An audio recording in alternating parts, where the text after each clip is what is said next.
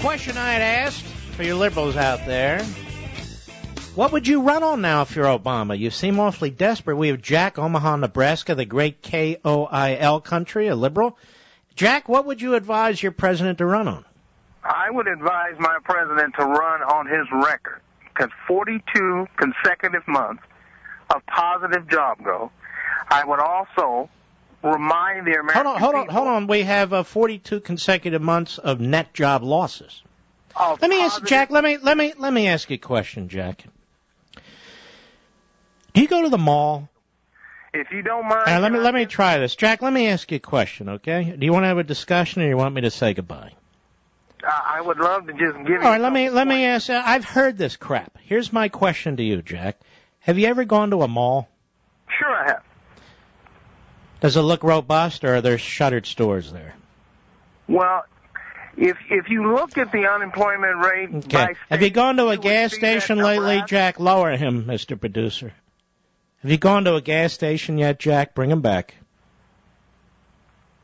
Have you gone to a gas... No! Pay attention to me, Jack. I'm talking to you.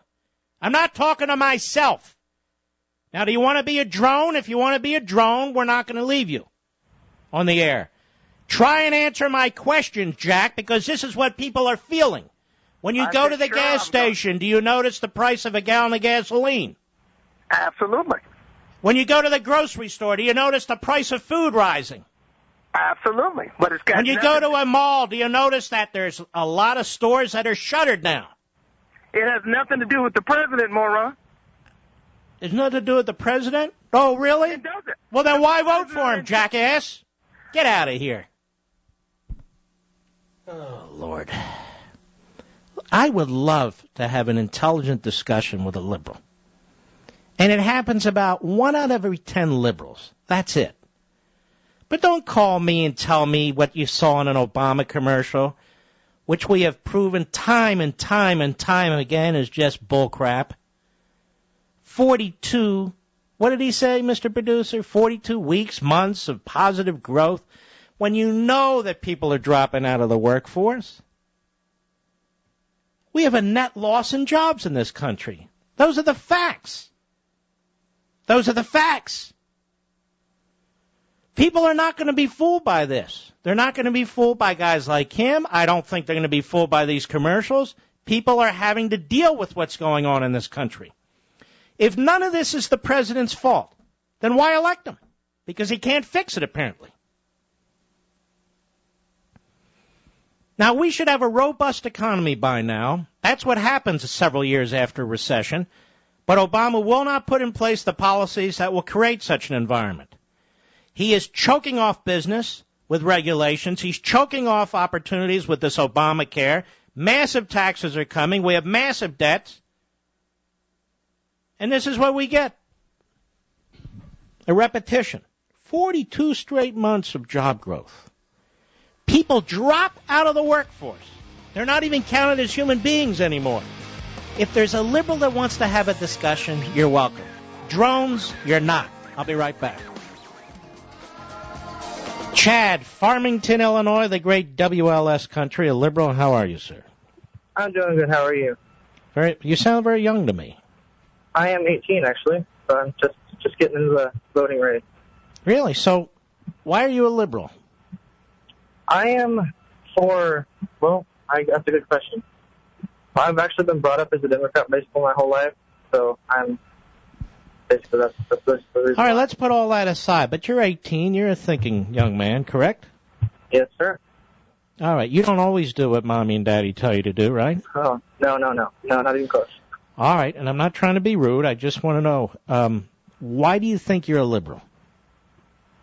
Well, I don't agree with most of the things that the Democrats like. I'm for, pro-choice, and Republicans are not for pro-choice. I can't understand everything. You're pro-choice, okay. Let me explore that with you a moment. Are you pro-choice right up to the point where the baby's coming out of the womb? Yes. Well, if it's past the second trimester, then it should be born definitely. But but they shouldn't have it so... So if it's past the second trimester, you're against it. Yes. What if it's one day before the second trimester? Well, it's close enough. All right. It's so you wouldn't. Not. So if it's one day before the second trimester, you wouldn't support abortion. No. What if it's 3 days before the second trimester? Well, now you just Well, let me ask you this: if it's 1 day before, 3 days before, is it a human being? It's basically just a human being always in the first place, but it's not. All right, now hold on now. It's a human being always in the first place. So the trimester really doesn't matter then. That's just somebody's convenient way of trying to justify what is and isn't a human being. So in this first trimester, it's a human being. The second trimester, it's a third trimester. I mean, it's not a puppy, right? It's not a goldfish. That's true. But all right, but let's move on to a couple. Let's move on to a couple other issues. Okay. Why else do you think you're a liberal? Well, I am for Obamacare, slightly for Obamacare, but slightly not. He could go with it a different way, but I like where he's going with it.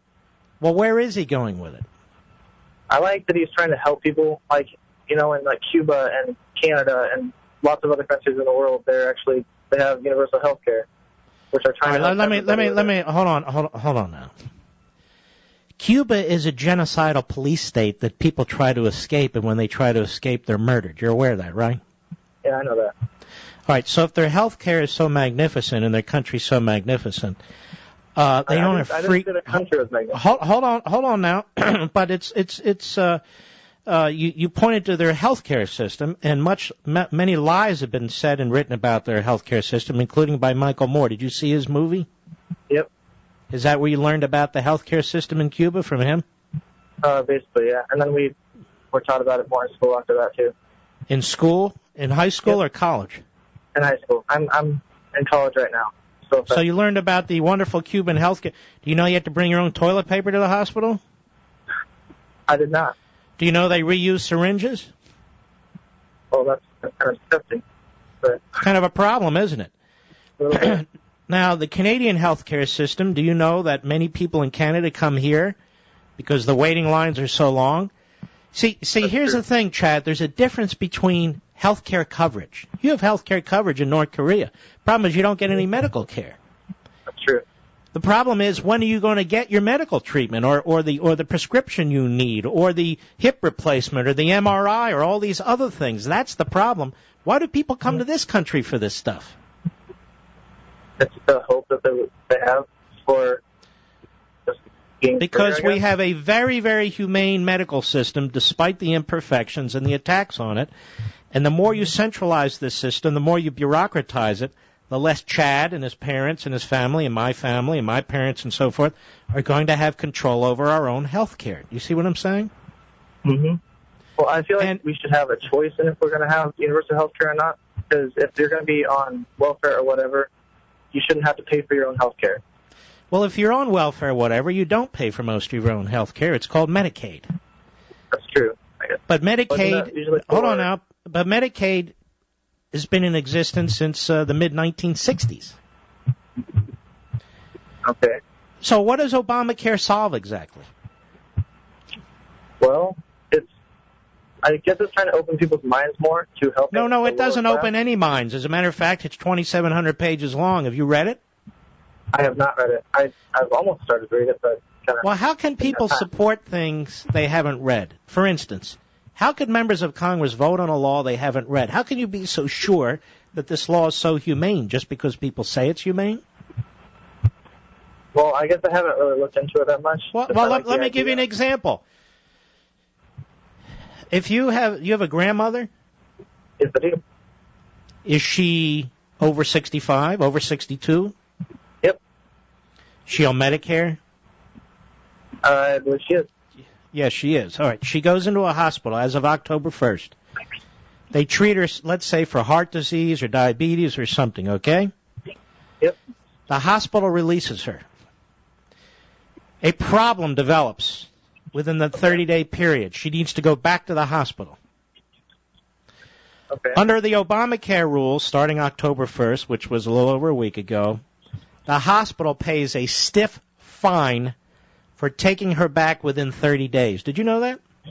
I did not. That's kind of awful. Do you think that's humane? I do not think that's actually very humane at all. Obamacare requires colleges and universities to offer a full health care policy. Offer it. So a lot of kids, like my kid, goes to college. They had a bare bones policy. It was a couple $100 a semester. Now it's almost $1,000 a semester, so a lot of kids can't afford it anymore. Do you think that's humane? Well, I guess it's kind of college is now basically like a mandatory thing. But back in like in the old days when it kind of started coming out, college is just, he went to college. It's not a big enough No, I'm not talking about going to college. Let's say you're going to college. Okay. And you're on your own, and you want to purchase some basic health care in case there's an emergency that happens. Not every time you stub your toe, not every time you have an earache, but in case there's something that happens that is relatively serious and you want treatment, you can't buy that policy anymore. Okay. You see, this is the problem with a top-down, government-ordered system. It doesn't take into account the infinite number of distinctions between human beings, their income, their situation, their wants and their desires. And I'll give you another example. Let's say there's somebody who's 24 years old, just starting out in a career, and they decide, you know what, I'm not going to purchase health care. Instead, what I'm going to do, because I'm just starting out in a career, I need a car to get to work. So I'm going to get a car this year, and I'm not going to do I'm just not going to cover myself with health care because, you know, the statistics show that the vast majority of young people aren't going to really have a health event that requires health care. So this year, next year, I'm not going to cover.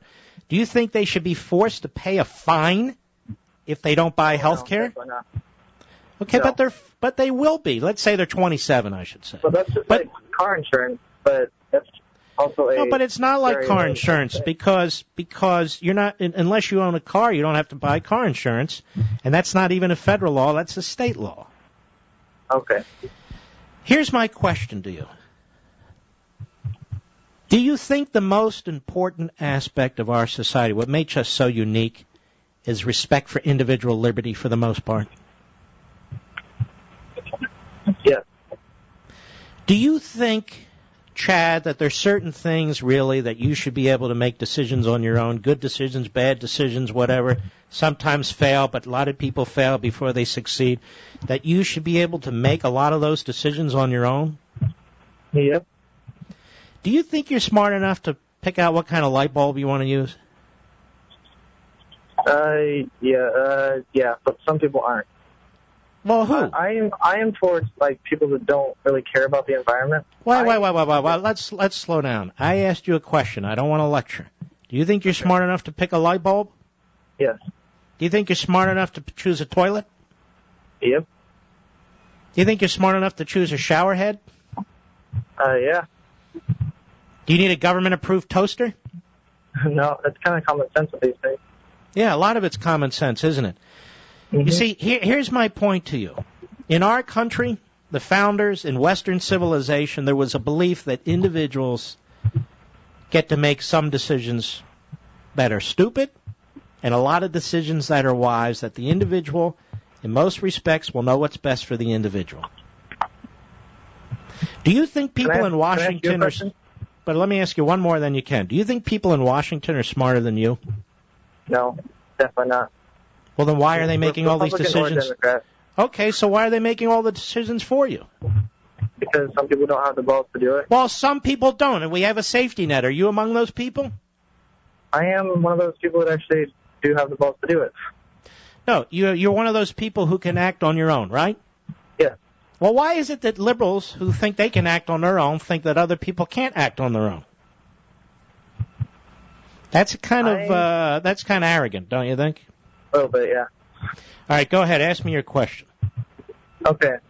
With unemployment, do you believe that the Republicans are for the upper class or the middle class? All right, let's step back on this. What do we mean by upper class, the lower class, and the middle class? Are we not all Americans? We are, but... Okay, hold on now. Does every rich person stay rich? Not if you don't let them be. No, sometimes they make bad investments, and they don't remember. Does every poor person stay poor in this country? Not necessarily. No. Does every middle class person stay in the middle class? Sometimes they lose out, they become poor. Sometimes they come up with great ideas and they become rich, right? It's true. So why do we put people in these categories? Well, it's the long term, yeah, not the short term. Well, in the long term, we don't know what somebody's going to be, do we? Okay. Okay, here's how I want you to think from now on, if you can. Think about the individual. Every individual is unique. Think about the fact that we have unalienable rights, not given to us by government, but we have the right to work, to try and make money, to try and save money, to take care of our families. And we also have responsibilities, don't we? Yes, we do. All right. I'm going to send you a book if you'll read it. Will you read it? Oh, I will. And then I want you to call me back, okay? Okay. All right, let's send Chad a book called Liberty and Tyranny. I'll sign it. And the lady there, is that your mom? No. Who is it? Wait, what? Is there a lady there in the background I thought I heard? Oh, that was my GPS, sorry. Oh, all right. Anyway, your GPS has a female voice, huh? Anyway, Chad, let me send you this book. Don't hang up, and I want you to read it, and I want you to call me back. But I want you to read it. Take your time. Don't rush through it, okay? Okay. All right. Don't hang up. That is a kid who I believe is salvageable. I don't think he's ever heard any argument I made, and I think in 2 or 3 hours, he'd be a liberty-loving, independent young man, as opposed to the caller before, who was an obnoxious, middle-aged drone, a taker and a loser, who is not susceptible to thinking on his own, just spewing the Obama talking points. And that young man was very polite and respectful. The drone is not, because drones are not. That's why I call them drones.